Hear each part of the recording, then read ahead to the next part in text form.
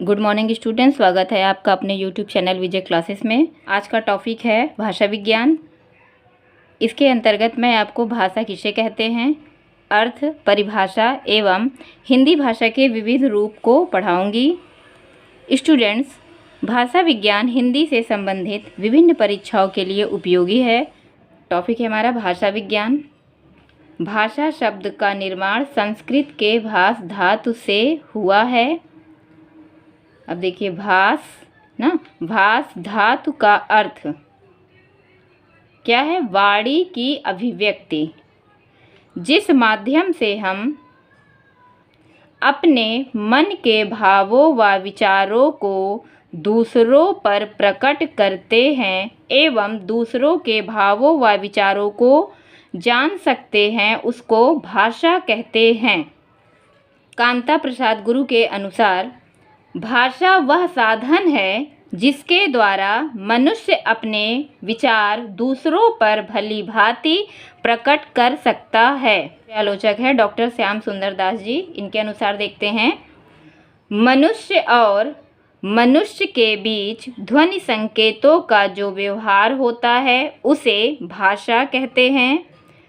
देखिए, इनका कहने का तात्पर्य है कि दो लोगों के बीच जो हम अपने भावों विचारों का आदान प्रदान करते हैं उसे भाषा कहते हैं। विचारों का लेन देन ही भाषा है। क्या है? विचारों का लेन देन ही भाषा है। अब देखिए, लेना, देखिए कैसे हम विचारों को एक्सेप्ट करते हैं, लेते हैं। सुनना, सुनकर हम विचारों को लेते हैं। पढ़ना ना, पढ़कर ही हम, ये है पढ़ना, पढ़कर ही हम विचारों को ग्रहण करते हैं। फिर देन के अर्थ में देखिए, देना ना, देना कैसे? बोल कर अपने भावों को दूसरे तक पहुंचाना।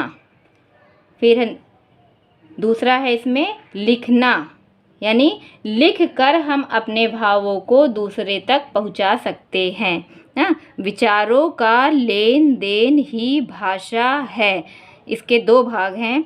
लेने के अर्थ में भी दो भाग है। कैसे ले सकते हैं? सुनकर, पढ़कर। और कैसे हम अपने भावों को दूसरों तक पहुंचा सकते हैं? बोलकर, लिखकर। अब आते हैं हम लोग भाषा के प्रकार। भाषा 3 प्रकार की होती है। पहला है मौखिक, दूसरी लिखित, तीसरी सांकेतिक भाषा। देखिए, मौखिक भाषा बोलकर प्रकट करना। मौखिक भाषा हम कैसे प्रकट करते हैं? बोलकर प्रकट करना, सुनकर ग्रहण करना। लिखित भाषा है, लिखित के अंतर्गत है लिख कर प्रकट करना, दूसरों के विचारों को पढ़कर समझना।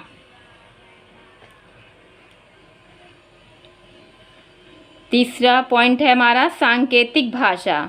इसके अंदर ना हम बोलकर कुछ कह सकते हैं अपने भावों को, ना ही लिख कर प्रकट करते हैं। इसमें केवल संकेतों से व्यक्त करना होता है, जैसे कि रोना, खुश होना, नाराज होना। संकेतों के माध्यम से हम अपने भावों को प्रकट करते हैं।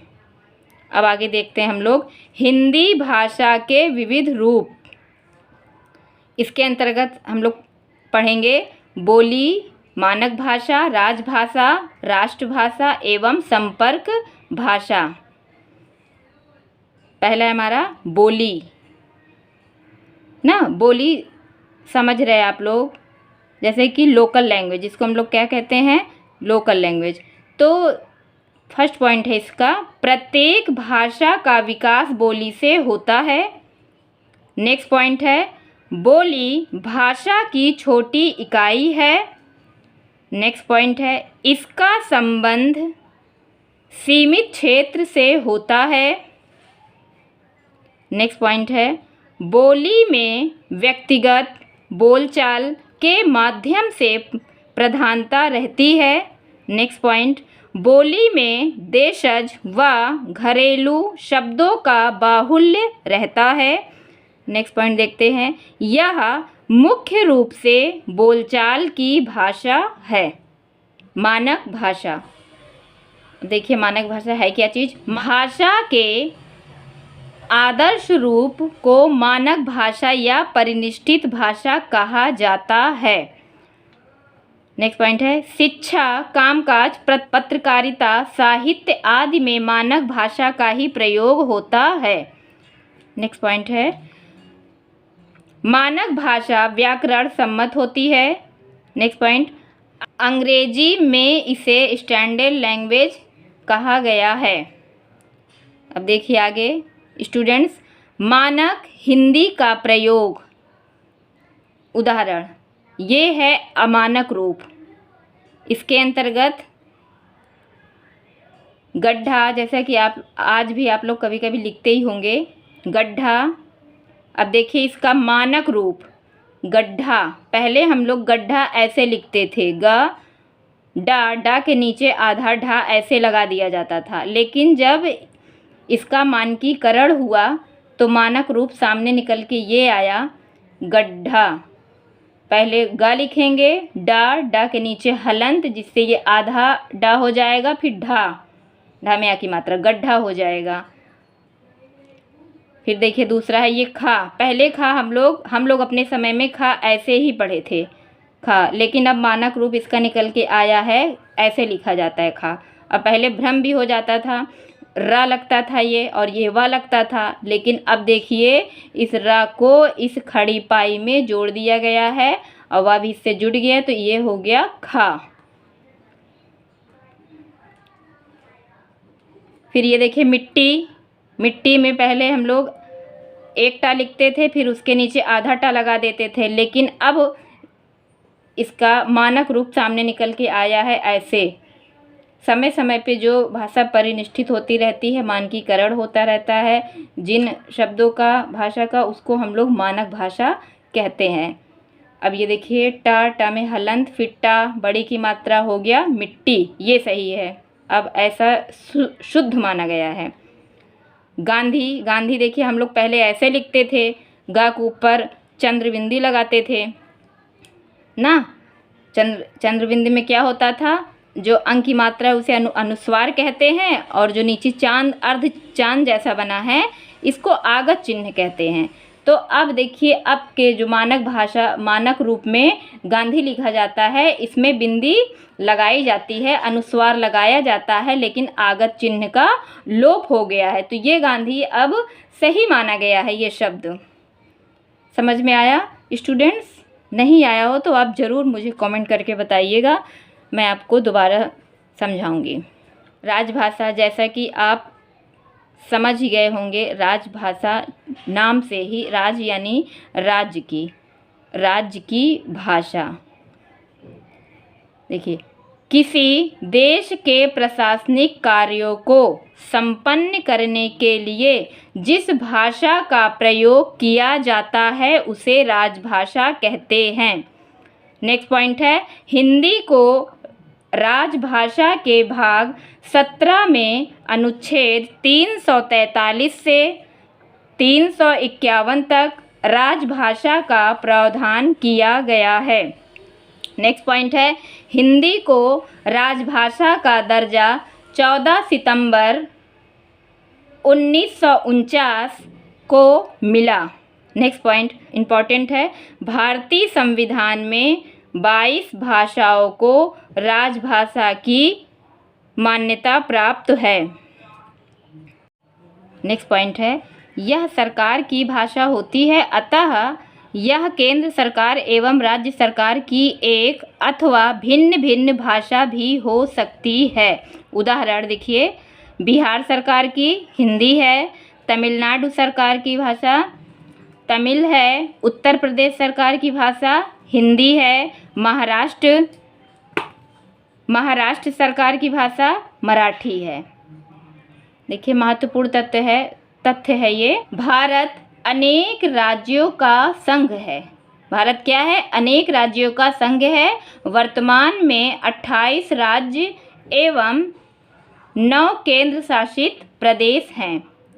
स्टूडेंट्स ये देखिए, मैं आपको राज्य और उसकी राज्य भाषा के विषय में दिखा रही हूँ और पढ़ के भी बताऊंगी, आप इसको याद कर सकते हैं।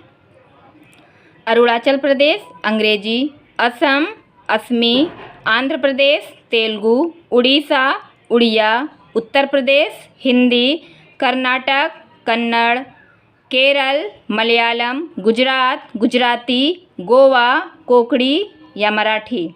देखिए ये जो जम्मू कश्मीर है ये अब हम लोग का केंद्र शासित प्रदेश के अंतर्गत हो गया है, तो इसलिए मैंने यहाँ पर कट कर रखा है, ध्यान दीजिएगा गलती ना हो आपसे, ये मैंने कट कर रखा है। इसके बाद है तमिलनाडु तमिल, त्रिपुरा बंगला, नागालैंड अंग्रेजी, पंजाब पंजाबी, पश्चिम बंगाल बंगला, बिहार हिंदी,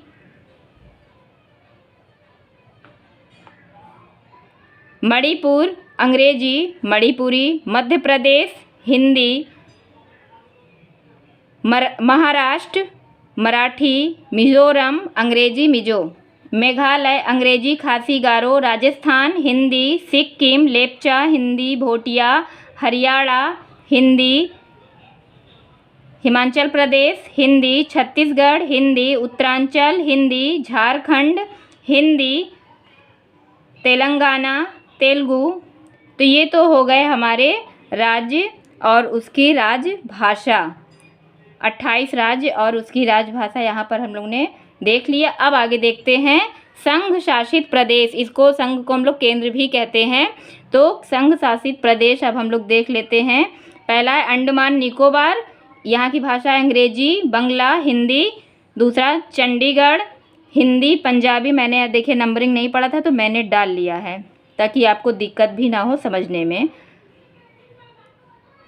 तीसरा है दमन द्वीप गुजराती मराठी, दादर नागर हवेली गुजराती दिल्ली हिंदी, पांडिचेरी अंग्रेजी तमिल तेलुगु, लक्षद्वीप मलयालम अंग्रेजी। अब ये देखिए 8वां है हमारा लद्दाख, यहाँ की भाषा है उर्दू हिंदी, जम्मू कश्मीर यहाँ की भी भाषा है उर्दू और हिंदी। तो ये हमारे केंद्र शासित प्रदेश या संघ शासित प्रदेश भी मैंने आपको बता दिए जो 9 है, आप इसको नोट कर लीजिए अपनी नोटबुक में। तो आगे बढ़ते हैं हम लोग, तो आगे बढ़ते स्टूडेंट हम लोग अब राष्ट्रभाषा में। देखिए राष्ट्रभाषा वह भाषा जो एक पूरे राष्ट्र या देश द्वारा समझी बोली जाती है उसे राष्ट्रभाषा कहते हैं। हिंदी भारत में सबसे अधिक बोली जाने वाली भाषा है। नेक्स्ट पॉइंट है राष्ट्रभाषा राष्ट्र की संस्कृति का प्रमुख संवाहक है। उदाहरण चाइना की राष्ट्रभाषा चीन है, जापान की राष्ट्रभाषा जापानी है। संपर्क भाषा ऐसी भाषा जो किसी क्षेत्र में सामान्य रूप से किसी भी दो ऐसे व्यक्तियों के बीच प्रयोग हो जिनकी मातृभाषा अलग है उसे संपर्क भाषा कहते हैं। नेक्स्ट पॉइंट इसे सेतु भाषा, वाहन भाषा, व्यापार भाषा भी कहते हैं। नेक्स्ट पॉइंट आधुनिक काल में विश्व की संपर्क भाषा अंग्रेजी है।